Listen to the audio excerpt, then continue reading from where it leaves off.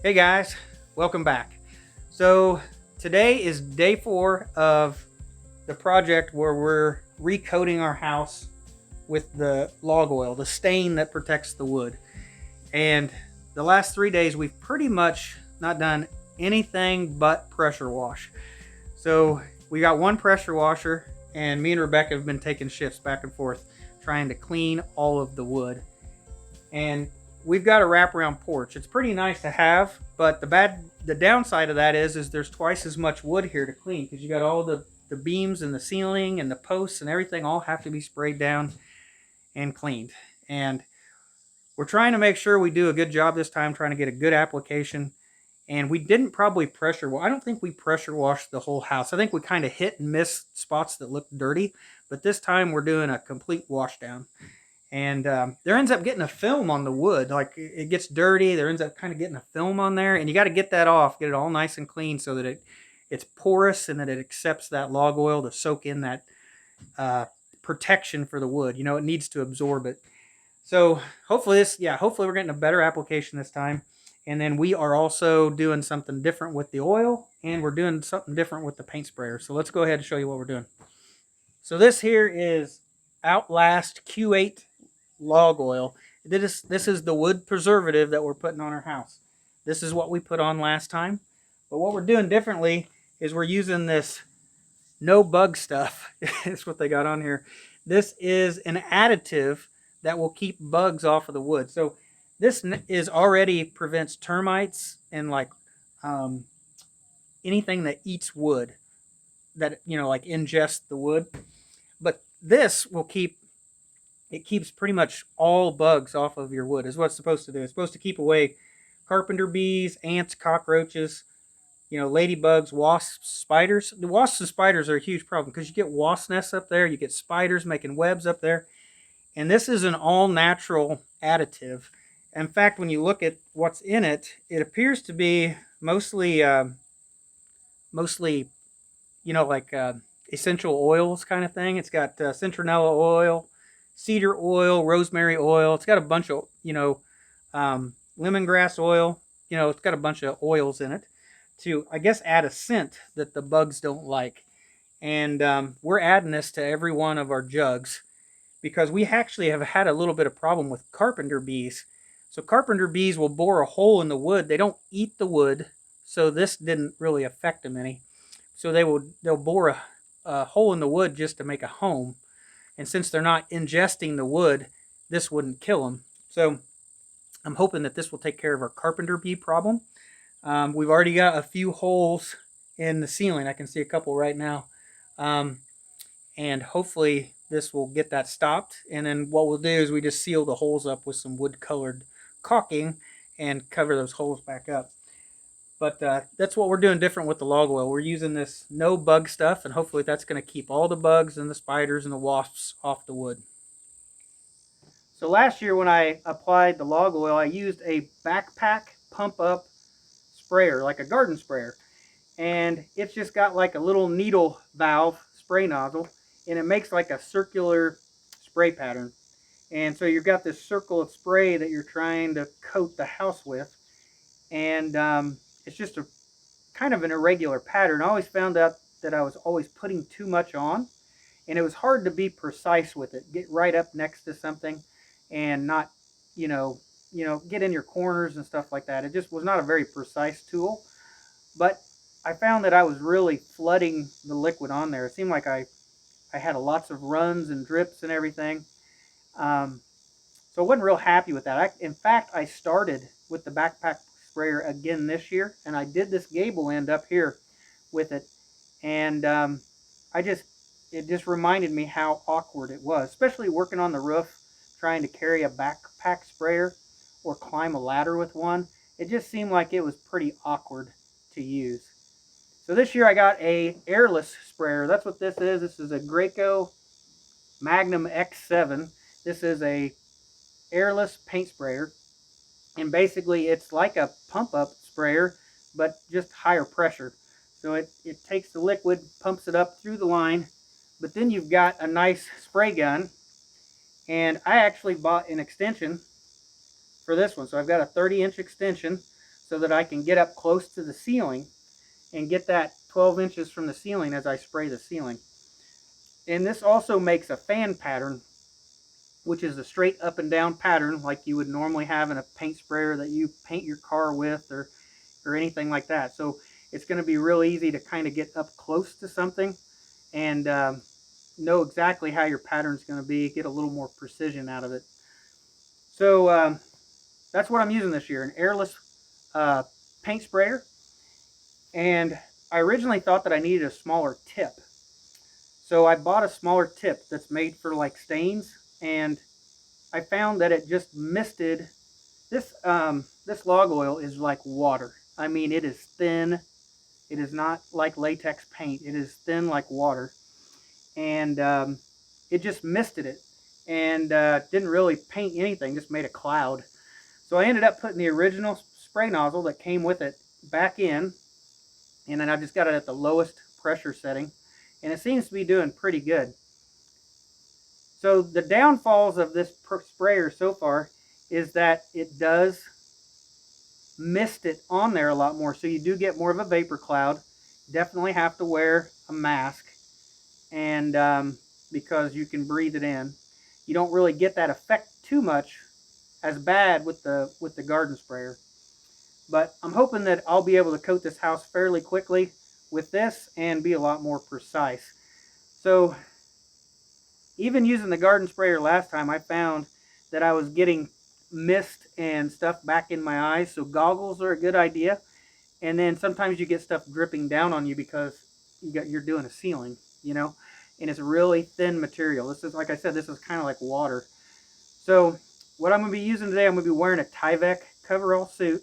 I'm going to have goggles on and a face mask. And I'm going to be walking around here, and I'm going to try to get at least 2 sides of the house coated today.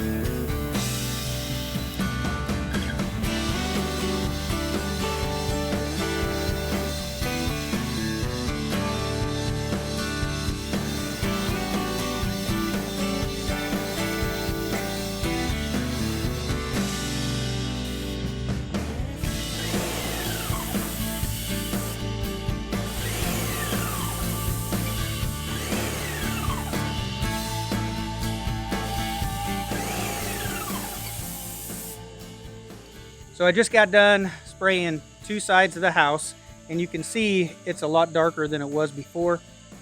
But that will lighten over time. This gable end right there, we did that like 2 days ago, and you can see it's just a little bit lighter already. So they say it'll take about 2 weeks for it to kind of totally cure and dry, and then you can finally go back and caulk any of the gaps or holes or anything in the wood. But I think when it's all said and done, you can see why I wore this Tyvek suit. I mean, especially when you're spraying the ceiling, you get drips just dripping down on you. So it's good that you've got this hood. I'm sure my hood is coated.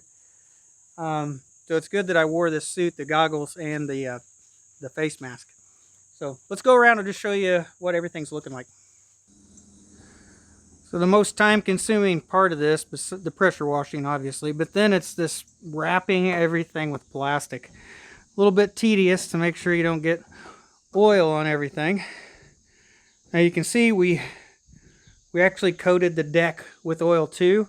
Now it is a treated deck, it doesn't need it, but you end up having so many drips coming off the beams that it helps to go ahead and coat this just to even the color out and make everything match.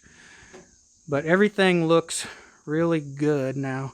It's amazing, you know, getting that cleaned up and then recoating it. It just, everything really pops right now, that's for sure. It looks real good. So in the ceiling, I mean, the ceiling looks real good. It's amazing how dirty the ceiling was. You just don't know it until you finally start washing. So we only went to this corner right here, and we kind of ended at an angle here, and then we ended on this beam here, and then all this over here still needs washed. So all this is still dirty. Pardon me, the air conditioner's going. There might be a little bit of noise. But you can see where we stopped washing and how dirty this gets. It gets all this dark dirt and scum and stuff on here. All of this washes off. This all washes off with a pressure washer, and it all looks good again. And it just kind of just gets this weird film on there too. But it's just amazing. You don't know it until you wash it, how dirty it truly gets. And we've got all this to clean still, and the ceiling, and all this side over here, and the ceiling. And then we've got the walkout basement to do. So still quite a bit left to do for us. So here you can tell a before and after. Here's a dormer we haven't touched yet, and then all of this has been refinished. So I think it just looks a lot better. And now they said that we've got this second application on. We should be able to wait 5 years before we have to do this again. So one mistake I probably made was this dormer right there. I went up there to pressure wash, and there was like 6 or 7 wasp nests up there. And I knocked them down with the pressure washer, and I fought off the wasps with the pressure washer. Didn't get stung, and got everything cleaned. And I was thinking, well, that probably they'll go somewhere else. No, they were still there again today while I was trying to put the oil on there. So I had to fight off against the wasps again today. And I should have went up there beforehand looking for wasps and used wasp killer. So I will definitely get a can of that before I do the next dormer, because I don't want to have to deal with the wasps like I have the last couple days. Luckily, I never got stung, but when you're up there swatting at wasps on a scaffold on a roof, it's not a good spot to be.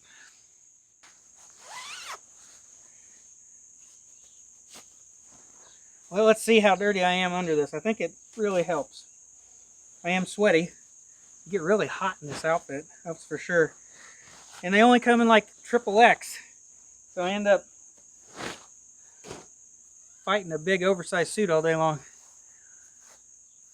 Well, I think I'm done for today. This has been a long weekend. This is Saturday. I started on this job on Wednesday. I took 2 extra days off work this week. And I got 1 more day this week. Hopefully I'll get a bunch more washed up. But it's definitely going to go longer into the next week to finish this up. So not going to probably have much time to make many videos this next week while I'm just trying to get this finished up. It's something that has to be done. And then I don't have to do it again for 5 years. It's behind me, thank goodness. This is nothing fun. I'll be 48 years old next time I have to do this. And I think I will pay somebody to do this next time. This is way more work than I wanted to probably have to deal with. And yeah, I'll start saving tomorrow for 5 years from now to pay somebody to do this. This is a big job. Now the paint sprayer, you may think maybe that's a waste of money, but this thing will do pretty much everything. It'll do what I'm doing today. It'll also do latex paint. So I'll be able to use that to paint the barn. So if we go back and paint the barn red, I'll be able to use this. So I do think it'll still come in handy on future projects. I made sure actually I bought that bigger one, the X7, because it would do heavier latex paint, exterior latex paint, just in case I needed a bigger nozzle spray in the barn. So I don't think it's a waste of money. I'll be able to use it on another project. But anyway, I think that's it for today, guys. Thanks for watching. Wish me luck on this. We hope that I don't have to take too many more days to get this done. So hope you guys have a great day. I'll see you in the next one.